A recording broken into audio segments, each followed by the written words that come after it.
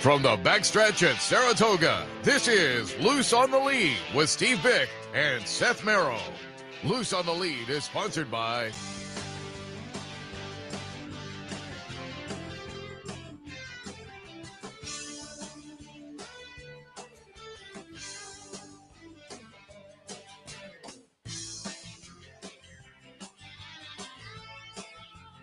Morning and welcome to Loose on the Lead from this opening week Sunday at Saratoga, as it were. It's actually we're 3 meets in to this, but traditional Saratoga, it's the opening Sunday. First few days we've had some weather, but the racing's been pretty good nonetheless. Maybe we'll get a chance to look at some of that stakes action. A couple of nice stakes yesterday, certainly, and we have. Coming up a little bit later on, one of the winners from LSU Stables. They had the nice Farbridge victory yesterday. Randy Sarf is going to join us a little bit. We also have Glen Kozak from, head of track maintenance at NYRA and more. But we'll talk a little bit about what goes into track maintenance and decisions made over the last few days and whatnot. So all that coming up. But in here, as usual, Loose on the Lead on a Sunday with my co-host, Steve Byk. Good morning. Good morning. Don't say as usual because... Well... Usually as usual. Because the travel starts this next week. You're Monmouth next week? Monmouth, yeah. Thursday, Friday, Saturday, Sunday, Monday, Tuesday. But I didn't leave you. I'm not leaving you hanging. Delivering Callie Francois will be up from Maryland. Going to be doing some work all around the track, and she'll sit in. Excellent.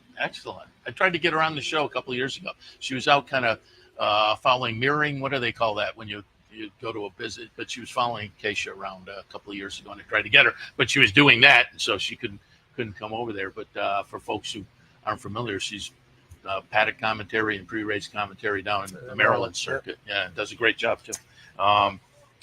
Anything step out to you over the last few days? Certainly the weather was an issue. And again, we'll talk about that with Glenn. But it was just yesterday morning, it was crazy. I drove home Thursday night, sunny the whole way. I didn't run into rain at all. An hour later, I see the Dave Brennick tweet up here. Rain, hail. It was remarkable.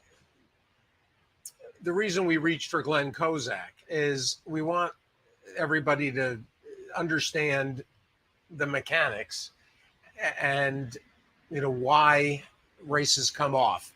And this early in the meet, as hard as the turf course has been with a period of no rain, I mean, could they have run a race on each course yesterday and today? In fact, one on the inner, one on the melon. I want to hear from Glenn. I want him to explain the agronomics of it. People say, well, they're not kicking up too many clods. Obviously the turf is still together. It's more than that. It's I actually did this with him around Belmont time on the radio, because people just assume that there'll be no racing Monday, Tuesday, and that's not how this works. And you tear up that turf, and it's a problem going forward.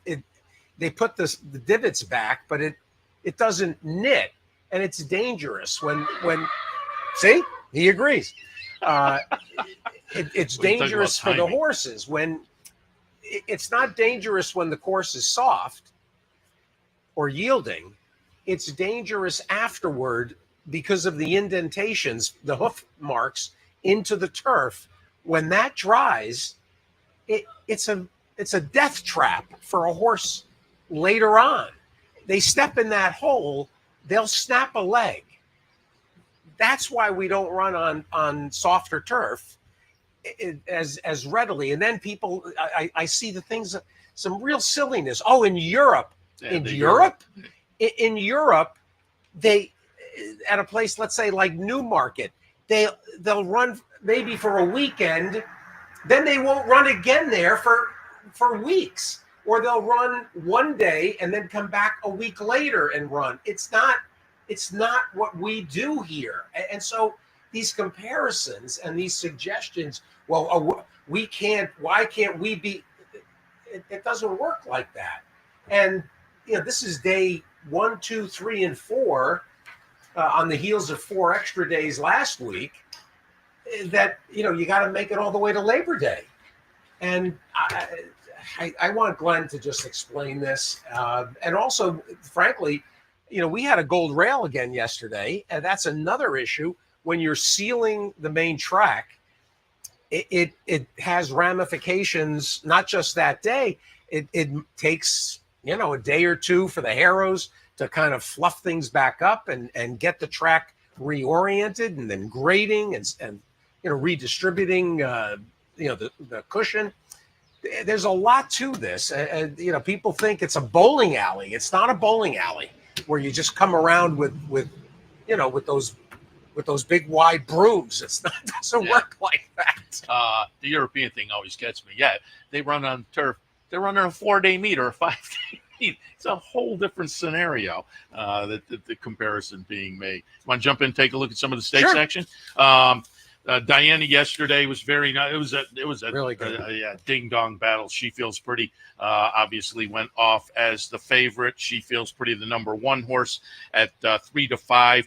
I thought Dynamic Pricing was right in the same boat, and that one went off at 7-2. And at 3-1, the second choice was number 4, Excellent Truth, who I also thought was very competitive coming in. And Excellent Truth and She Feels Pretty put on a ding-dong battle here down the stretch. And you can see She Feels Pretty puts the head in front, but fighting back on the inside, Excellent Truth with Flavian Prat, and gets the win by a chart margin of a head.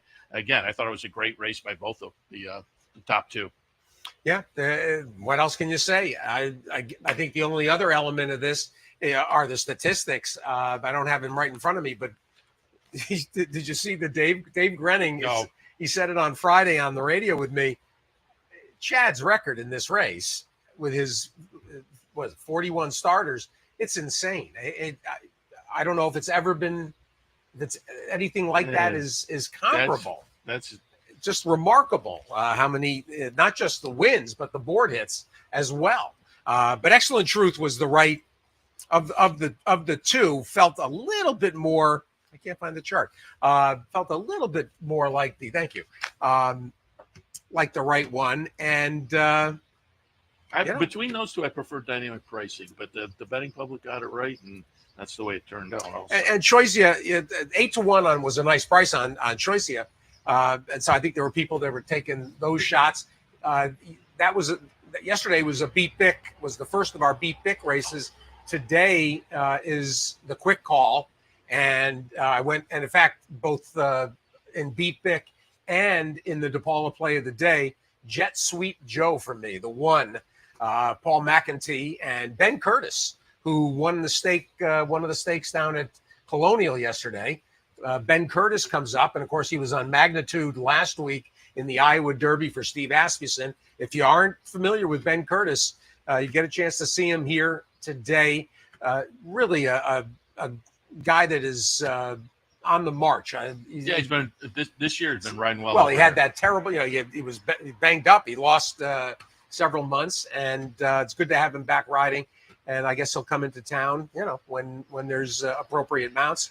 But I suppose the next time, one of the times will be maybe for the Travers, for if Magnitude. Steve Asmussen hasn't committed yet, but you could see him for there. Yeah, that was good. And we didn't really talk last weekend about the out-of-town races, but yesterday I had the folks in with the Coppola, and Dale had a nice Coppola. I've been on all year long. And then last weekend I was focusing here and got the nice stakes win out of town. But he's a nice turf sprint stakes winner. They were saying they may head out to California with him because he seems to like the firm going a little bit more. Absolutely.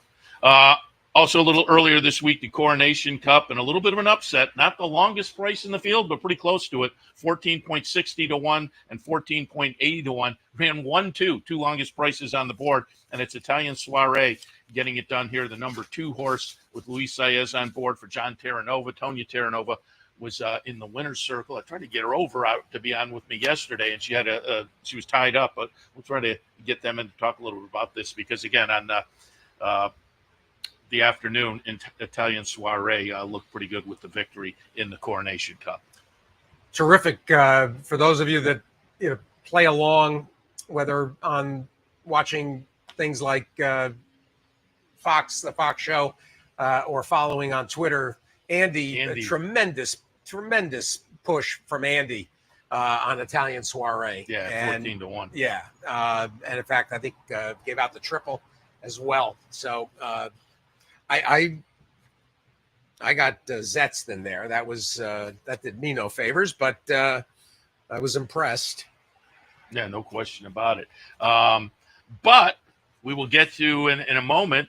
Going back to the other day, we'll get to another nice DePaula play for you. But let's start things out in the first division of the Della Rose from the other day. And in the first division, it's going to be Deep Satin getting it done. Deep Satin is going to be the number 3 horse here. It's a Cherie. And again, it is the first division of the Della Rose split divisions there. Della Rose, Deep Satin getting it done. And career start number 7 has shown a lot of talent already. It was 5 times in the exact in the first 6 starts of the career, but a nice run here to just get up in the shadow of the wire. Deep Satin now 7 starts, 3 wins, 3 seconds. So this is a nice little performer for Cherie DeVoe.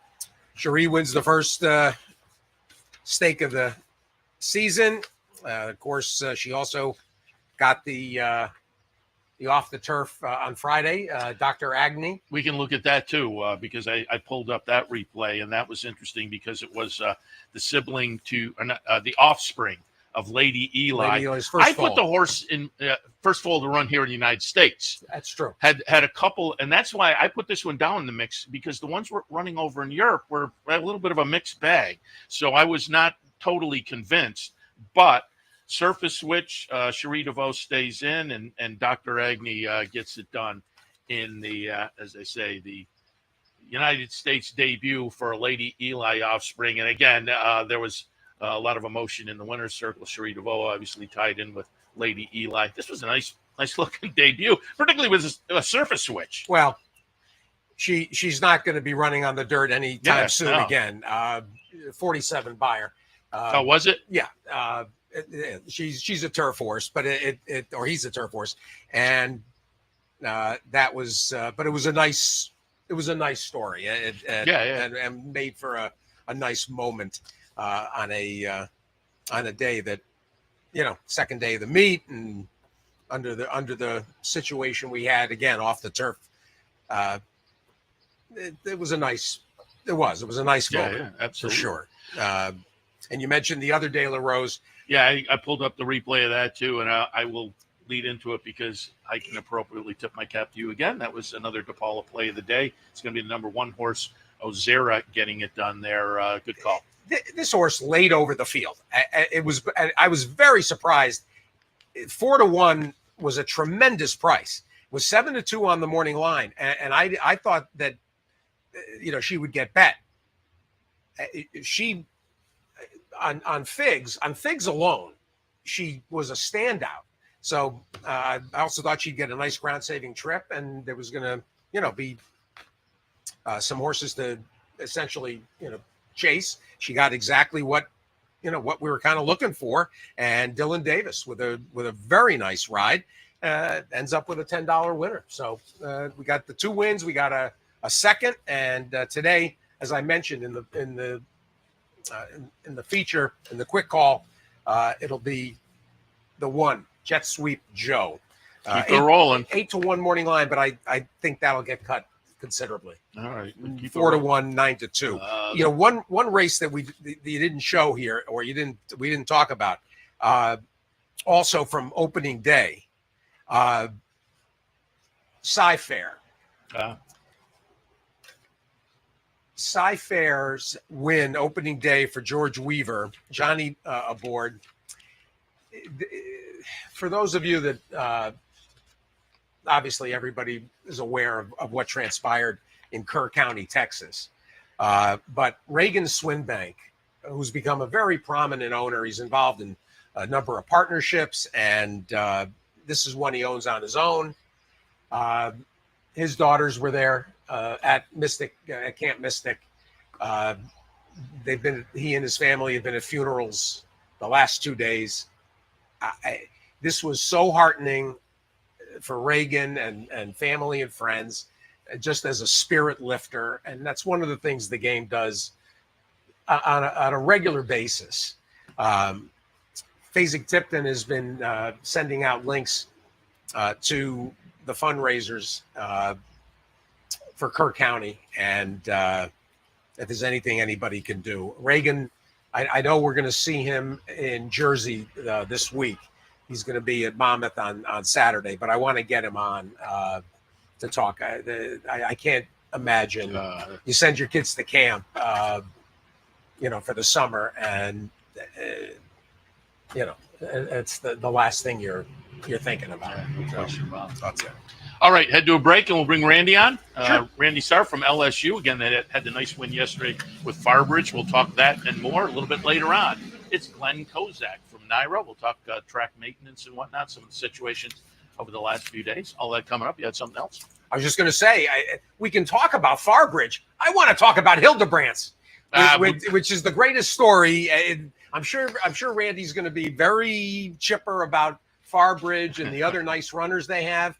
What he's done to save Hildebrands down in Williston Park, the famed ice cream parlor, one of Long Island, not just Long Island, but one of the country's oldest ice cream parlors and luncheonettes was gonna be demolished. The building was being sold, and Randy stepped up, and it's so cool, and now is really expanded. I had that on the list. So I got pictures. Wait till you see. Okay. I sent in a standard. Sundays and the pound cake with the ice cream and the hot fudge. Forget about it. Even better. All right, all of that when Loose on the Lead continues. Stay tuned.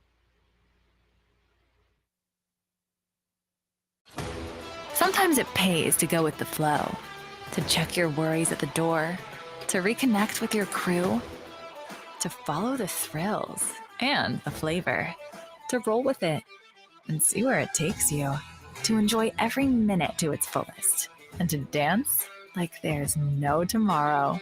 You can do that here at Rivers Casino and Resort Schenectady, where the good times flow. For centuries, the bond between horse and human has been forged in trust and hands-on care.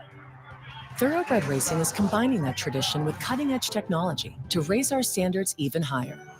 New investments in wearable biometrics, advanced imaging, and AI help optimize our safety programs. That opening quarter mile was a quick one. Every day, a commitment to improving their care. So win or lose, it's safety that runs first. To learn more, visit safetyrunsfirst.com.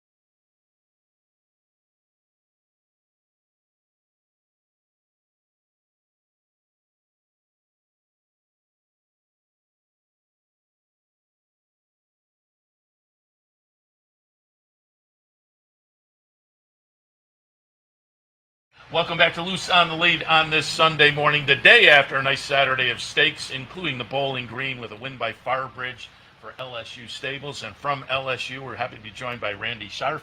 Good morning. Good morning. Good morning. Good morning, guys. And I have to ask, but I'm sure I know the answer because of the color scheme. LSU. What is the impetus of the name? So my parents' names are Larry and Leslie. Our last name is Sarf. And we're one united family. I have 4 kids, and we're one big family. So we put the U in for United, and we happen to always like the purple colors and yellow, but we switched it to blue now. Okay. We're blue and yellow. My golf cart's still purple. Well, I haven't changed it yet, though. You were going at with the color scheme yesterday with the suit. I should have pulled up a picture of that. Well, I had my yellow suit on because I can't wear my purple anymore. So I'm banned from the college from wearing my purple suit.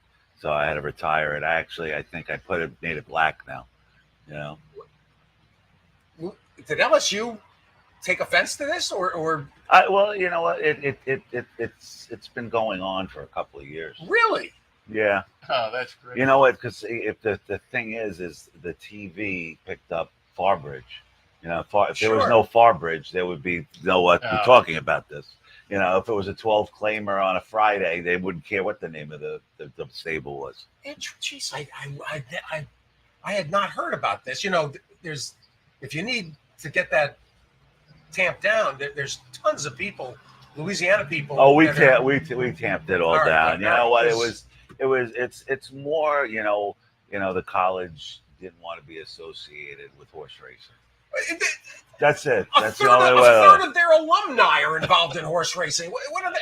You got to be kidding me. Well, I thought about giving Joe Burrow a piece of the horse, and maybe they wouldn't have started with me at that point. You know? There's a ton. Talk to Amos about this. There's a ton of LSU. I think he's a Tulane guy. Yeah. No, he's LSU. He is LSU. He is LSU. Almost all of them, I think, Alstall too. Yeah, it's crazy. They had me followed. They had my Instagram account. They had my clothing outfits. They had everything on me. They were following me. The other thing was, when the track, when you win a race, they put it on the infield, and they see that also. When you win on Sword Dancer Day, and when we ran on Kentucky Derby Day in 2023, they had as the thing on the top the LSU actually college thing. So, you get lit up on TV like that, they get a little upset. They're worried about something will happen. Something happens to the horse. Negative publicity. Yeah, they don't want that. It's fair. If you cut them in, then they're okay. Well, let's go back and take a look. Yesterday, the Bowling Green. It is going to be Farbridge getting it done. The number 7 horse here, Joel Rosario, Miguel Clement. Nice win here, solid win. Pretty much on the front end for most of the race, and chart margin winds up to be 3 lengths in here. Give us your impressions on the Bowling Green victory yesterday. He ran true to who he is.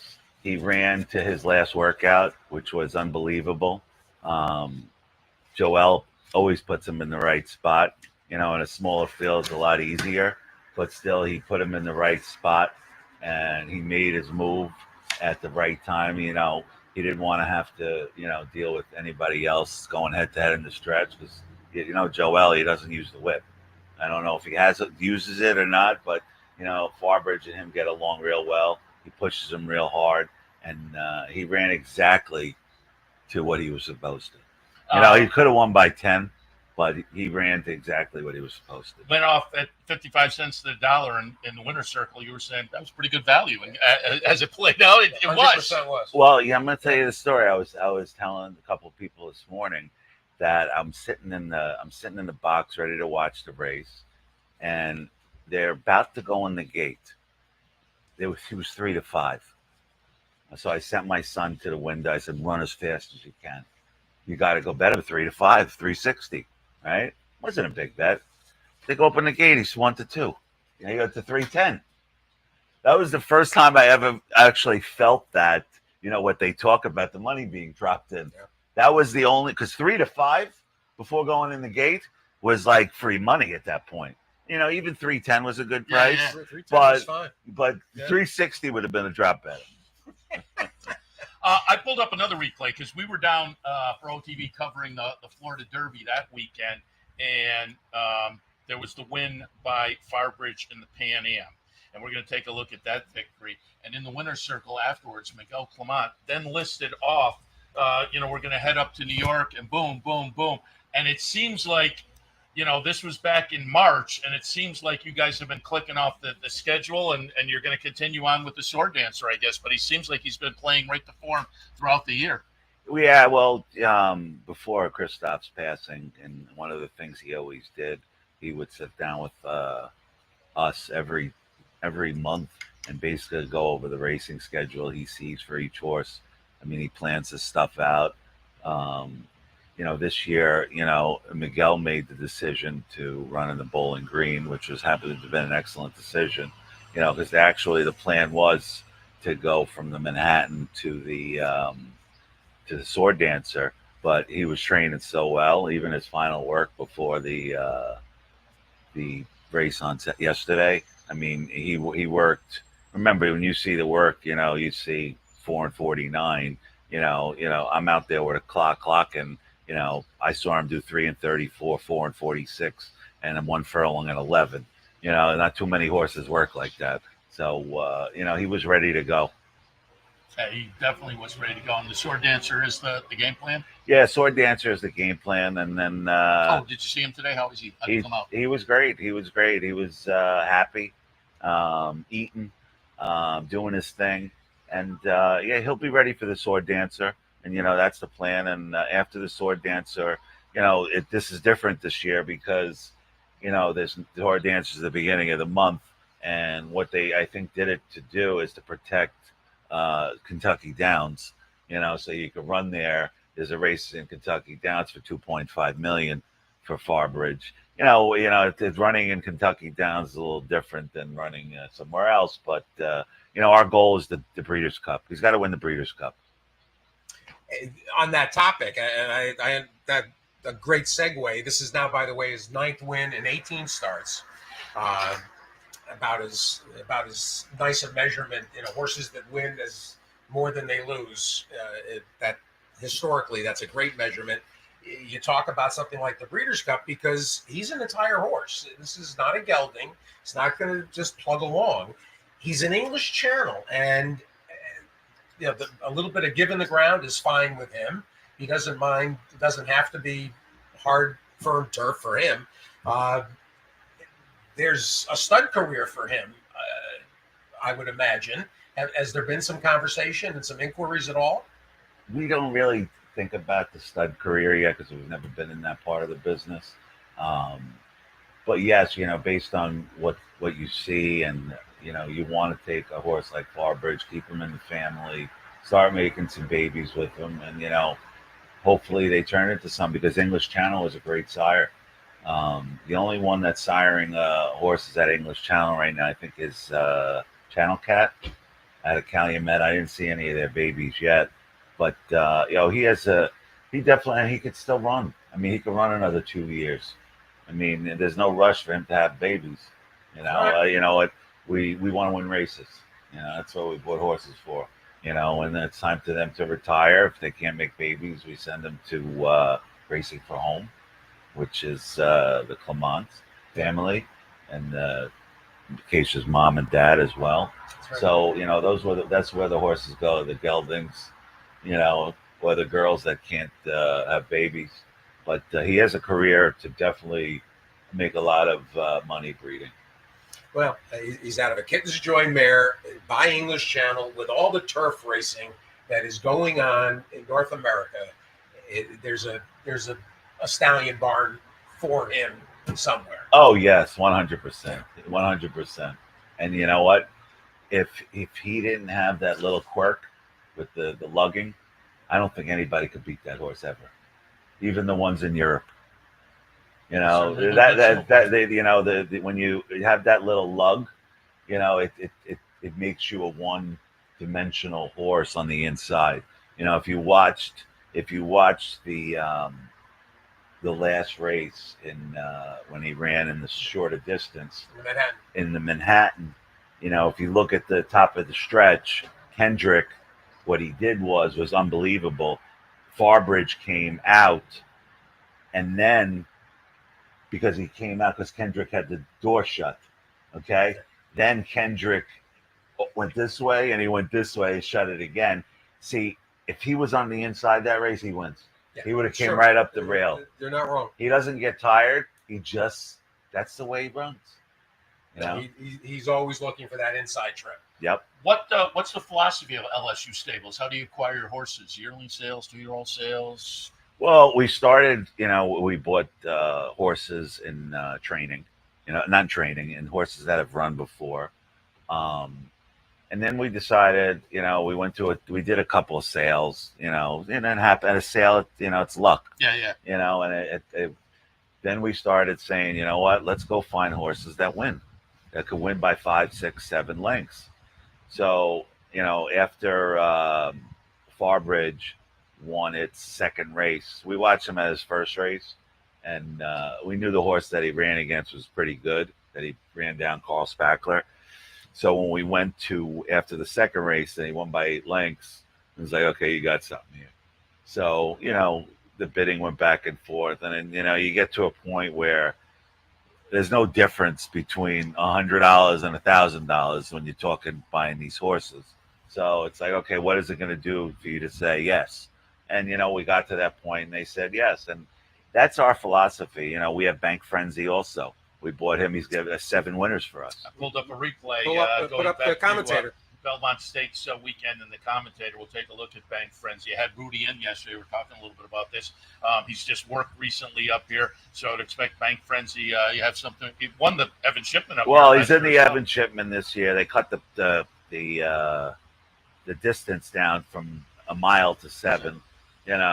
Maybe because they know he's in the race and they got to give a little advantage, to some of the sprinters. But he's dominant on the state bred level. I don't think anybody 3-year-old and up could beat him going a mile or a mile and an eighth. And so he will. You're aiming for. He's running in that Evan Shipman, because there's not many races up here for him. You get an MTO possibly at the end of the month. We want to try him in a big race. You just got to catch the right spot.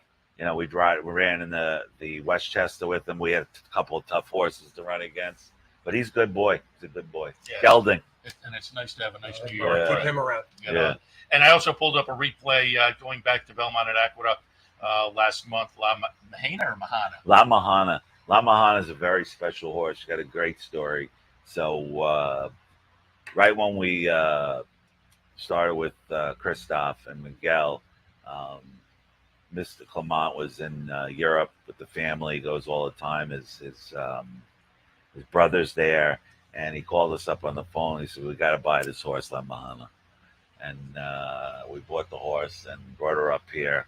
You got to fly him up here. You got to put him in quarantine. And she delivers. She delivers. She shows up. She pays her bills. And, Pratt gave her an unbelievable ride. It was like somebody from underneath the ground picked that horse up and flew. You saw that horse flew at the end, and she's a nice horse. She's going to run in either the Glen Falls and the Flower Bowl. The Flower Bowl's a win and you're in. We have a goal this year. There's 3 horses we want in the Breeders' Cup this year. We want Farbridge, Le Mahana, and Pandora's Gift. Those are our 3. Hopefully we'll get to the Breeders' Cup this year. Yeah, I saw she just worked a couple days ago up here, so I was assuming you would have. Yeah, Pandora's running on Saturday.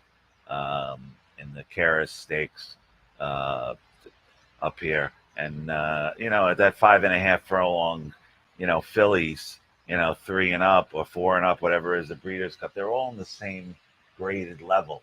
I feel like a lot of the stakes races for grass horses, especially the females, they're all in the same category. The 5.5 furlong grade 1 is the same as the 5.5 furlong grade 3.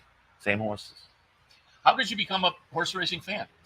Well, my parents took me to the track when I was probably 4 or 5 years old. Every weekend they would go for the double, and we'd go home. And I was an only child, or we went to the Ranger games, and that's how I got into it. And I started getting a little older. I tried to sneak to the windows a little, at OTB, do what I had to do, and I started really getting into it. And my parents were so passionate about it that made me passionate about it. And I happen to love the game. I love the people in the game. I love all the people around the track here. They work so hard. It's fun. They say the thrill of victory and the agony of defeat. You know what? We won yesterday. It was great. A lot of it also has not. The money involved is good. It pays the bills. You're not going to make a fortune of money doing this, but the celebration is great. Afterwards, going out to dinner with friends and family and celebrating with the trainers and everybody, the backstretch workers, the exercise people. I love them all. Well, one place you can go when we get back downstate to Belmont, and actually when Glen Kozak joins us, we've got some very new latest pictures from Roger Satina, who's the site manager at Belmont. We'll show you where things stand up. They're already up on the 3rd floor. But when we get back downstate at Williston Park, Hildebrandt's, Randy, it's one of the greatest stories. It's so nice that you did this. And not only have you saved, a Long Island institution, but for, future generations and for families, but you're expanding it. You've got, you're offering it up here. I've got a bunch of pictures that we sent in.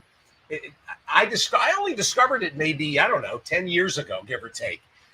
There's the pound cake with the hot fudge. Yep.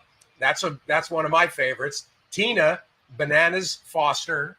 Yeah, that's a good one. Prepared tableside. Yeah, with the heat. Out of this world. There's Tina, the picture of Liz Taylor in the back. Oh, we got rid of Liz Taylor. No. Yeah, we brought in Taylor Swift. That's kind of interesting. All right. Yeah. Oh, Siaka. Oh, Gary was there. Gary was there. Siaka. Oh, my Siaka God. tomorrow goes for his 3rd New York Derby, by the way, at Finger Lakes. Really? Oaks and the Derby. He Oh. win his 3rd with Eddie F. With Butter. Big shot tomorrow. Absolutely. Gary's good at Finger Lakes. He's won 3. He won it in the 90s with Cartech. He won it for Parcells. I was there. I went with him that day. Hit it once more. He and I and Bruce Brown all drove out together. Had a ball. Kendrick Road, and he's got a chance to win his 3rd New York Derby tomorrow. We had a horse, Blair Trumpets, ran in Finger Lakes with Dennis Carr with him. I remember I think flew up there and we went out to this place to eat that he knows there. It was delicious, Italian restaurant. And we went to the track. I don't know if the horse won. When you it's funny you say that. When you guys came back on the scene, and I had told him, I said, the Sarfs are buying, Randy Sarf's buying. He goes, I used to train for his dad. We go back with Gary for a very long time. Gary's a great guy. Great. And he still has Paul with him. He tries hard, and you know what? You give him an opportunity, you give him a couple of horses, he knows how to train. Been with him for forever. He'll be here today. He's got like 3 in today. Oh, good. Yeah. But Hildebrandt's, talk quickly about what you're doing, what you've done with the place, and in terms of brand awareness, and you've been sponsoring some jocks. You've gotten very aggressive, which is great. So when I bought the place in 2022, I was there to save the place, not to make money and everything. Then after I bought the place, it basically the 97 years needed some work, and you had to make a decision at that point. Are you gonna do the work and grow this place? And you know what, my team dug in, and we fixed every single thing in the place. It's 97 years old. It's state-of-the-art facility downstairs. And now we started producing ice cream downstairs, and now we're selling it all over the place besides in the restaurant. How I connected it to horse racing is, my life is ice cream and horse racing. So I got to put it all together some way, so I don't have to be at the restaurant one day and the track the other day. So I put it all together, and when I started my podcast in March, my podcast was based around the jockeys. So as I interviewed each jockey, we got to a point where, the Derby was coming up. So as I interviewed each jockey and I started reading the racing form of who was running in the race, I said, okay, we need Junior Alvarado, we need Umberto Rispoli, and we need Manny Franco. Those were my 3 targets. So Junior comes on the show, and I figured all these guys, had Jeff Ruby's, I had it all already. So Junior didn't have anything. And I said, I'll sponsor you. I'll say, we'll do it tomorrow. I'll have the papers done, whatever you need. And Junior, he won. And then he told me he's not running in the Preakness. So I was like, you better get Umberto. So now I had to try to get Umberto. But Umberto wore Twin Spires in the Derby. but you're not allowed to wear twin spires at the Preakness. So I was able to grab him. He nipped him at the wire. Now we get to the Belmont Stakes. Now but see, remember, he wore the same outfit. There was no outfit change. Junior's outfit, uncleaned, went to Umberto. So Umberto wore it. Now I get the outfit back.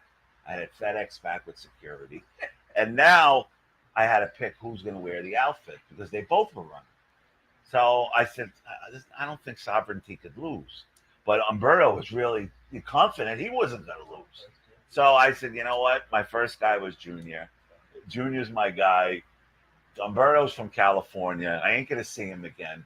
And you know what? Unless we're opening up a Hildebrands in California. So, Junior wore the original outfit. Then I got Umberto the secondary outfit. And they both were 1-2. That's tremendous. And then Belmont Stakes weekend, they also had the jockey signing in the Taste of New York tent with the ice cream. Well, I sponsor all of the jockeys in a way where to help them. Yeah. I have right now, I have about 7 or 8 jockeys. I have 7 exercise riders. Nice. That when they work out, they have my Hildebrands outfit on. Nice. To help these people, especially up here, the extra money or, getting them a gift card to a restaurant, giving these guys money to make barbecues, that's when you win.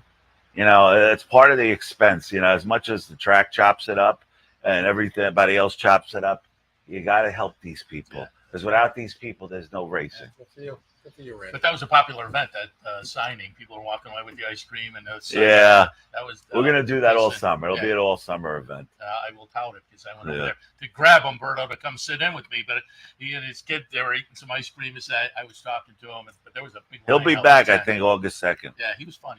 Yeah, he's good. He is a great guy to talk to on the podcast. I was almost going to sponsor him for the Derby on my podcast, but he already had a deal. I knew if he won, you'll have an Oscar performance on the TV, which if you saw him at the Preakness, he thanked the sponsor. That I've never seen that before. And it was a great feeling. You know what? He did his job winning, and he did his job with the interview. No, he's good, personable, and great guy. Great guy. Hot-headed, but great guy. Call him Joe Pesci.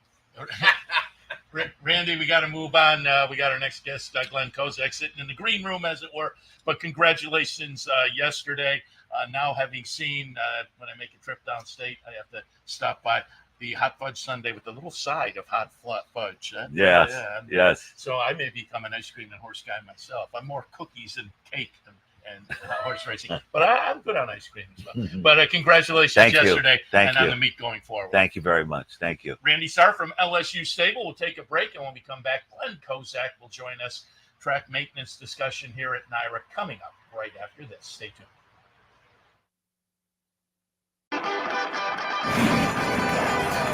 Want to get your career in horse racing off to a fast start? Well, the University of Arizona's Racetrack Industry Program is your winning ticket. The Racetrack Industry Program has served as a springboard to some of the industry's most successful individuals, with a proven track record of job placement right out of college. If you want to earn a degree in the exciting horse racing industry, the Racetrack Industry Program can put you in the winner's circle. It only takes one upset to make history, and now you can be part of Saratoga's long tradition at the Dark Horse Mercantile. The Dark Horse Mercantile offers a carefully curated selection of clothing, gifts, and home decor, from one-of-a-kind vintage racing memorabilia to select brands like Barber and Under Armour, as well as exclusive Dark Horse branded merchandise. So celebrate the Dark Horse in all of us at the Dark Horse Mercantile, downtown Saratoga, where the smart bet is always the Dark Horse. Haven't signed up for a Capital OTB account yet? Now's the time to take advantage of the sign-up bonus. Open up a new account with $200 or more, bet $400 by the end of the month, and receive a bonus $200 into your account. Plus, you can take advantage of everything an OTB account has to offer: wagering from any device, live streaming, racing info, past performances, online promotions, and more. Sign up today and take advantage of the new account bonus. Details at capitalotb.com.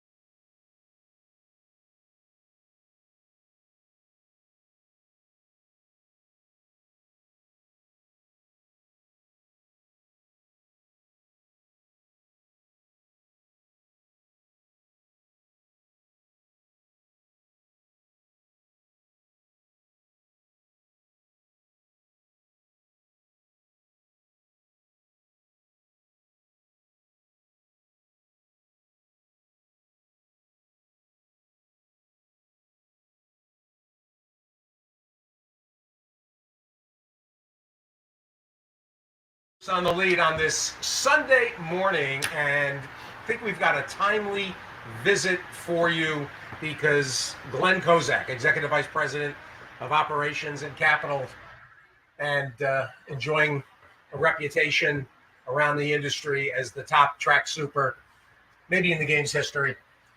Glen Kozak, good morning. Good morning. Thanks for having me. Not at all. You and I had a conversation like this on the radio last month, and I think it's imperative that people understand the decision-making process about the turf course. Let's talk mostly about turf. We'll do a little main track as well. But no rain for a period of weeks, a hard turf course that needs rain. Then we get rain, soaking rain a couple different times. Then again, after the races, explain how this works, Glenn, some agronomics and what goes into this. Help people understand why as many races that came off the turf these last 3 days, why they had to come off. Sure. And I think it's important to start with, this is a little bit different year for us coming up here early because of not only the Belmont Stakes with the renovation down at Belmont, but then also for the 4th of July festival. So we're adding to our number of days.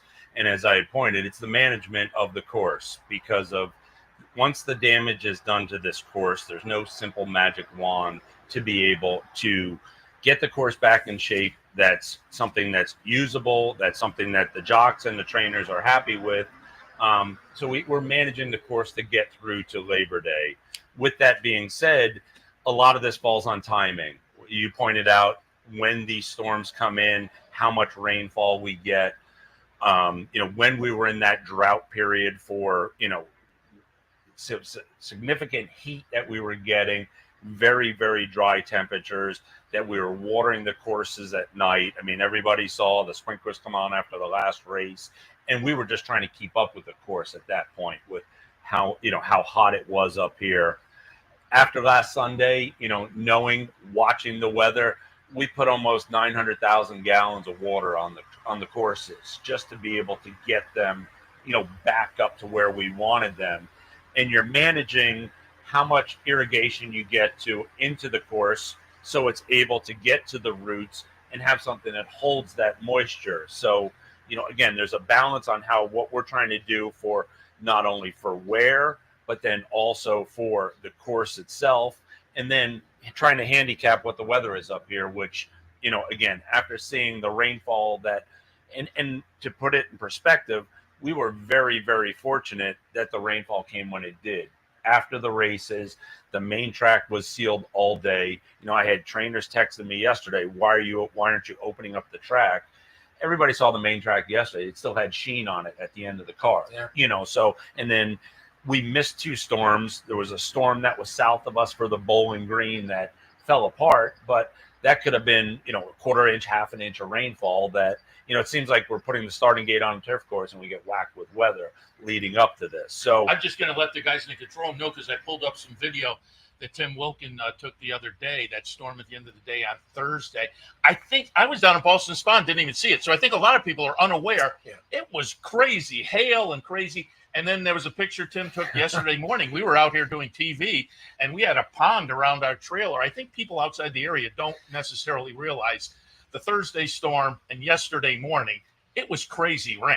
And that has to play into all the decisions. Absolutely. And to that point, it was almost 3.4 inches of rain that we received over that time period. And, as we say, no rain event is the same. The time that it comes, how much you get in a short period of time, it impacts the turf differently as well.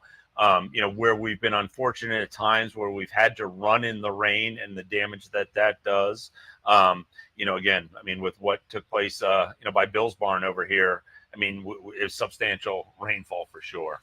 A couple of follow-ups to the introduction of the conversation. Glen Kozak with us, who is Executive Vice President of Operations and Capital here at the association. Glen, explain what constitutes damage on the course and divot replacement and the reknitting of the turf. Explain why it's dangerous to run on a softish course and what the damage is. Yeah, and I think it's a balance, and I would say it's not dangerous, but I would say the damage that you do to it to prolong the use. So we're, some jurisdictions that have short meets that are able to be more aggressive with the time that they use the course. You look at how many races that we do right on the turf up here, where we're very turf heavy, where it's 5 to 6 races per day. So again, it falls in that discussion with our management, as you pointed out, how we replace the divots. It's a manual process. Something yesterday with the races that were on the course, again, it looked great on TV. You didn't see any divots flying. The times were good. Everybody was comfortable with the course, but there was still give in the course. So again, there's imprints that are on the course that we're not going to get out. Think of it as a golf ball that lands on a green. We're not able to go through and pluck every hoof print around there. There's, at this point, hundreds of thousands of imprints on that surface. So our crew will go around, they will tamp around the perimeter of the hoof print. You see the guys walking with their tampers. You see them walking with the divot mix to make sure that if there is a imprint or a double hit, because let's face it, if horses aren't traveling single file, they could be hitting the same imprint in front of them. So again, the impact of the damage, it's different around the different parts of the track. Different spots on the track because of jockeys either looking for position or getting to the inside rail wear differently. The inner course wears differently than the melon. The two courses up here wear much differently than the courses down at Belmont, just because of the radiuses that we have. So there's an awful lot that plays into it. You see us moving the running lanes. The rails move every week. The irrigation system that is put in place in here, as I mentioned, putting out 900,000 gallons. We're looking earlier for that deep penetration, that deep soaking to get into the course to help retain that moisture. So that way we are able to spritz it at night, put a 1/4 inch on it to be able to maintain the health of the grass.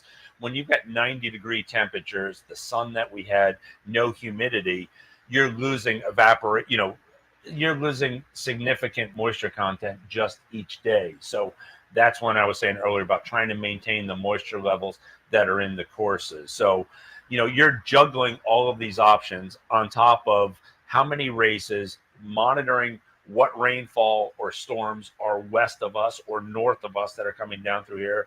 And, the two events that were just shown on TV, none of our services, and we use 3 different weather services, had any type of significant rainfall predicted. So yesterday morning, I'll take the hit for, we were going through this on what we're going to do with the track for the breaks. Got caught with Oklahoma with the track harrowed, where we're always more aggressive with the dirt over there.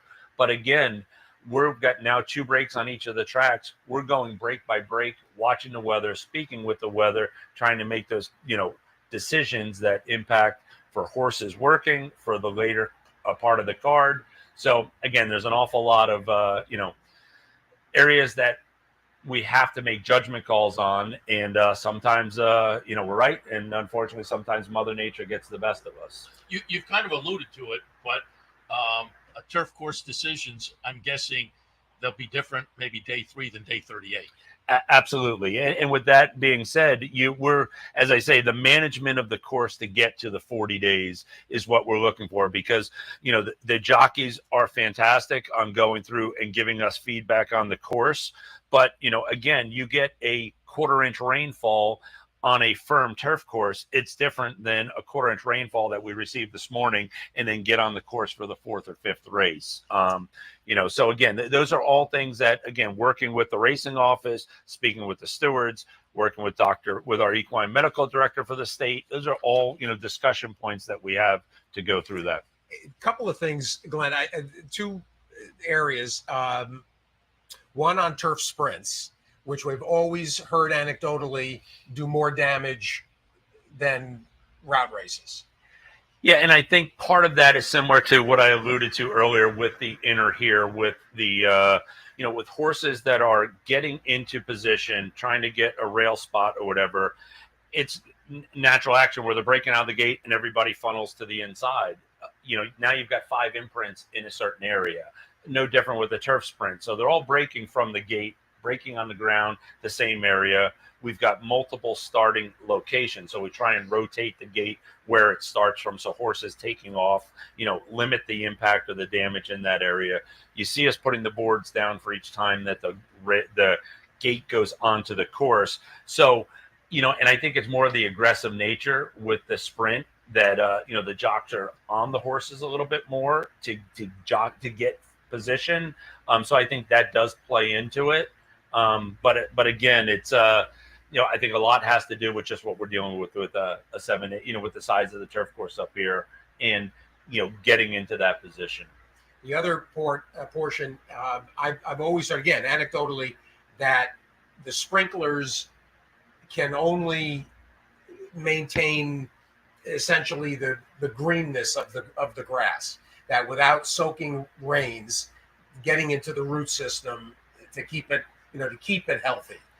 Is that fair? Or I think it's us managing it because we're not going to put an inch of irrigation on it on a day before a race. So that's why I say Sunday night after the races, they were watered heavy on Monday.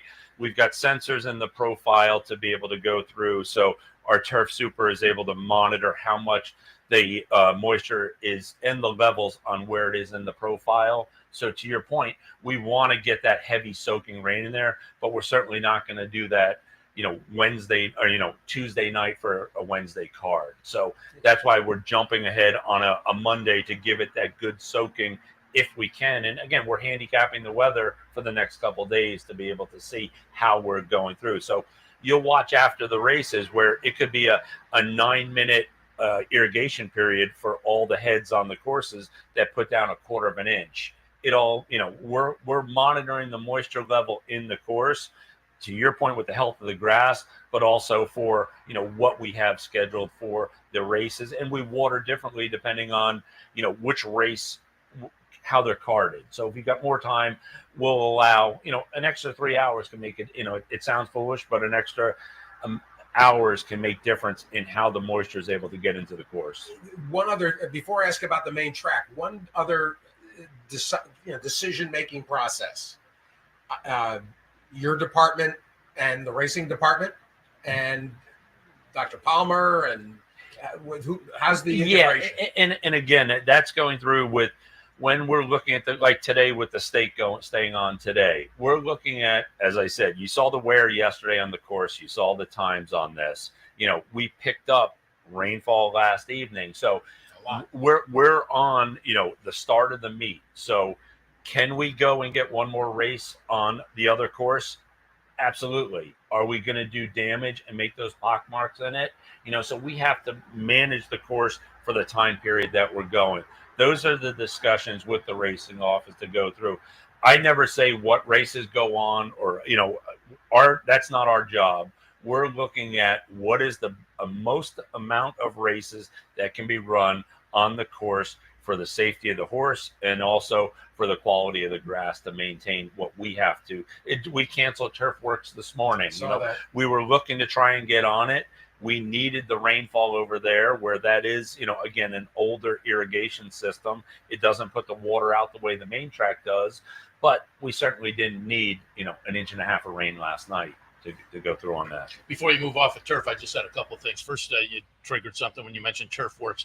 All Turf Works are across the street, right? In Oklahoma. Correct. There's no Turf Works ever over here. They're not. But you mentioned moving the rails earlier, and I'm curious about that. You said every week there's a little.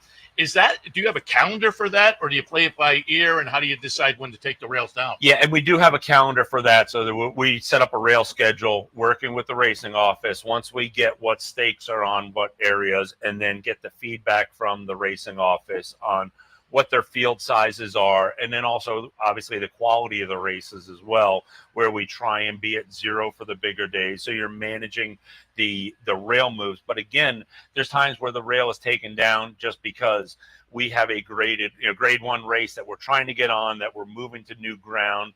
So we will manage it so that we are able to adapt to the rail move as long as we haven't drawn to a field size restriction.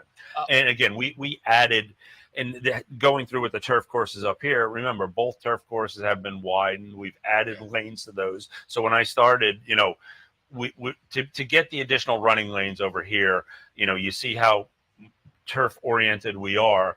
It's a necessity. And one other question on the turf: how are the ratings decided?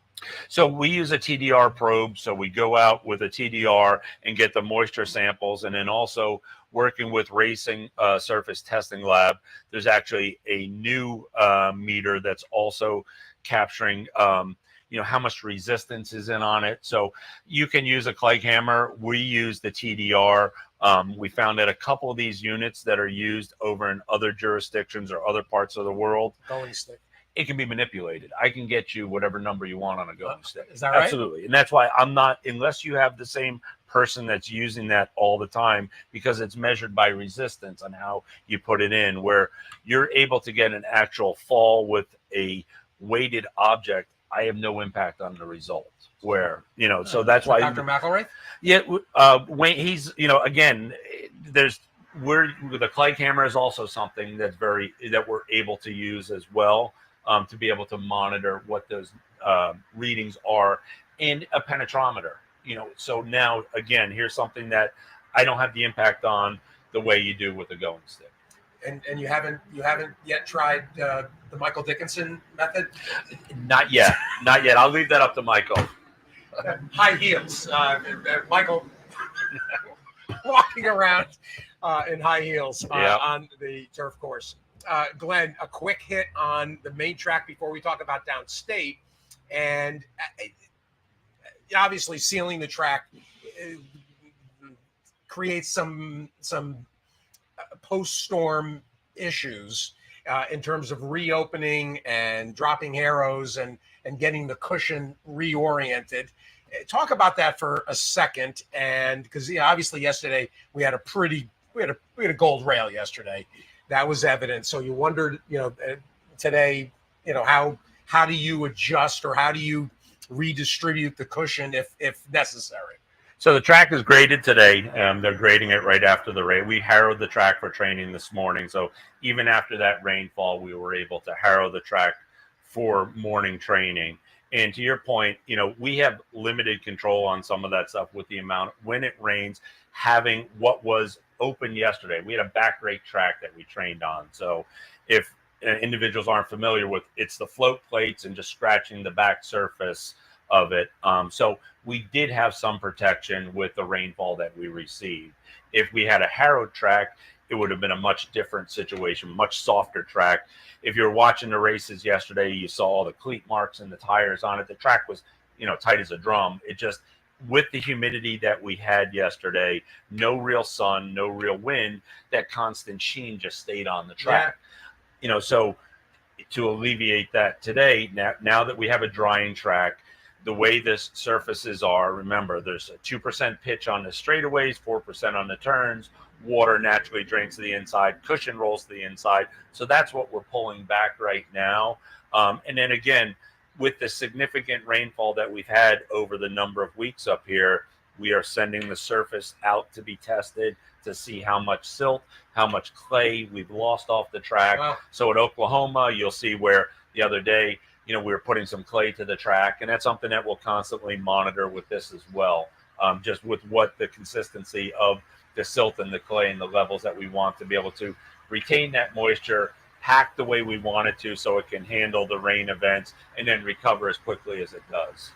Glenn, before we close out, my friend Frank asked me on a direct message, when did the floating and the sealing of tracks start? Because when I first started watching, a track would be open, it would get muddy, it would get heavy, and it would take a couple of days, it slowly dry out.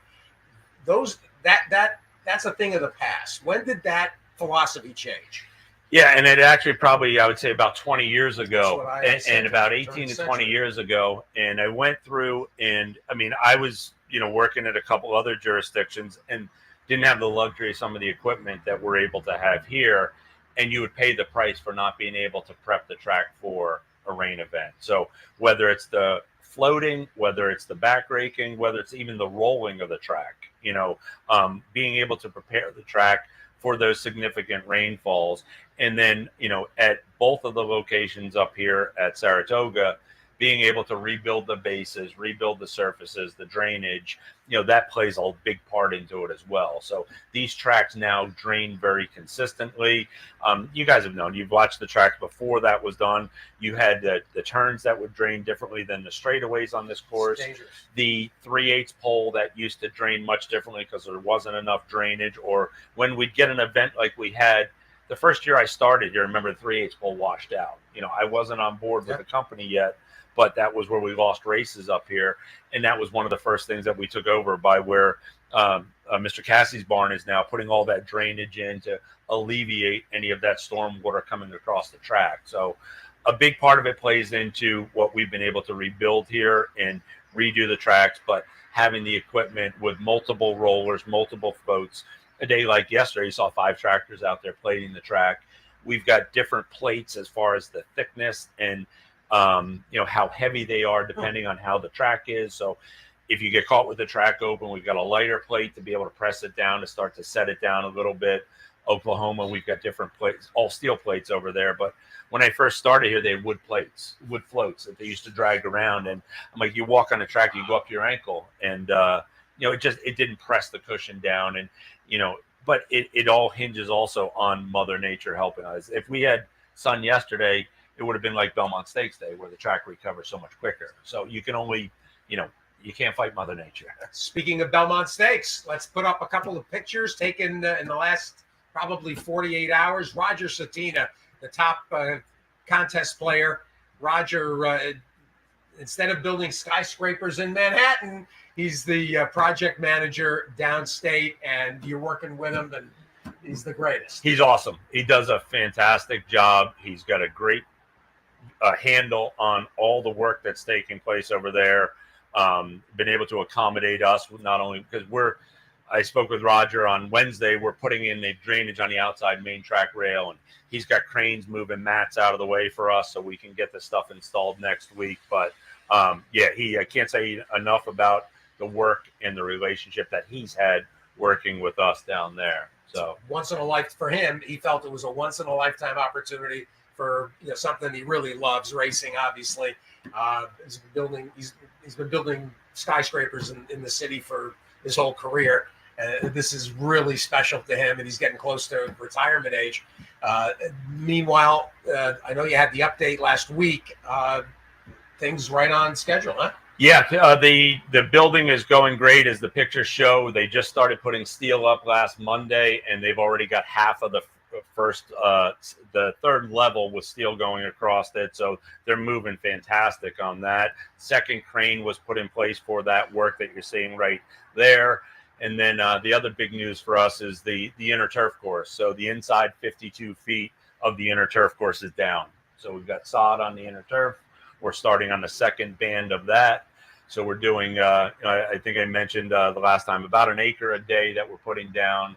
And so it's moving along great. So by the time everybody gets back from Saratoga, it's certainly going to start looking like a racetrack again. Looking forward to it, the new Belmont Park, but certainly appreciate the conversation this morning. Given the situation over the last few days, people were talking, it's good to get some answers and realize what goes into it. And, you mentioned the sun out. You say you guys look at the weather, like yesterday and the day before. The humidity has to play a big part of it too. Yeah, and that's hard to dry out with the humidity. And that's what I always say, when you're driving along 87 coming up here and you look on the shoulder and you see puddles or you see it retaining moisture, it's no different than what we have here. So the humidity does play a big part in it for sure. Great job explaining things. Really appreciate it. You and your team. You got a nice team up. My man Bo. I used to play basketball with Bo. And no, we get. And I should say that. Yeah, I mean, they've got a fantastic team. I'm very fortunate. The crew that works up here between David, Robbie, Brian. I mean, they do an incredible job. And that allows me to do the stuff that I'm doing downstate. But so bouncing between the places, there's so much going on in our organization with the 3 locations. You have to have that talent, and I'm fortunate to certainly have that. And folks, should be reminded. I think a lot of folks think, oh, it's Saratoga season, boom, from, typically July to Labor Day, this year a little bit earlier, but Saratoga is going well beyond. I think a lot of fans aren't familiar with the fact that the horses are training up here from April to November typically. Exactly. So, and there's a full complement here from May on with both tracks being open. And then, again, with what we have downstate as well. So, yeah, there's an awful lot of surface to maintain. Glad to appreciate the visit. Thank you for having me. All right, we'll wrap it up, but remind people, beat Byk. That's again today, right? Which race today? And they go to NTRA.com. I think there's a link right on the front page. It's the quick call. NTRA.com/beat NTRA.com/NHC/beat Byk. Either come with me. I pick Jet Sweet Joe. That's also the DePaula play of the day. I suppose the favorite is maybe a little bit more likely, but if you like somebody else, pick them. If they win, you're qualified for the September finale. If you come with me and we win, you're qualified for the finale in September. They don't necessarily have to beat. They can tie you as well. They pick your horse. Yeah, and they still go on to them. Very good. All right, we'll wrap it up for Loose on the Lead for this Sunday morning. Thanks to Glenn for stopping by and explaining things. Randy Sarf, also from LSU, and thanks to you for tuning in. As far as the morning programming, back Wednesday morning, 9 a.m., 10 a.m., racing across America. We'll see you back. You like free money? Well, Capital OTB gives its players plenty of opportunities to cash in. At Capital OTB, there are so many ways for horse players to receive bonus dollars by simply participating in promotions such as our bankrolls, bounty bets, online handicapping contests, and much, much more. Plus, with Capital OTB's Player Rewards program, you get actual cash back. So what are you waiting for? Log on today at CapitalOTB.com or CapitalOTBBet.com and claim your free money. It's been referred to as possibly the best equine-themed gift shop on the planet. Impressions of Saratoga. Impressions of Saratoga, celebrating the Saratoga and equestrian lifestyles. It's your number one choice for Saratoga souvenirs, apparel, and gift shopping. We have gifts for the entire family, and we're pet-friendly too. Visit us online at impressionssaratoga.com or come on down. Impressions of Saratoga, 368 Broadway, downtown Saratoga. For centuries, the bond between horse and human has been forged in trust and hands-on care. Now the sport of thoroughbred racing is combining those timeless traditions with cutting-edge technology to raise our standards of equine safety to the highest level. Wearable biometric devices measure subtle changes in a horse's stride to help optimize safety and performance. State-of-the-art imaging technology helps pinpoint areas of potential concern for early intervention by expert veterinarians. And the sport's new independent regulator, the Horse Racing Integrity and Safety Authority, is using AI and enhanced data modeling to help prevent injury. Opening quarter mile was a quick one.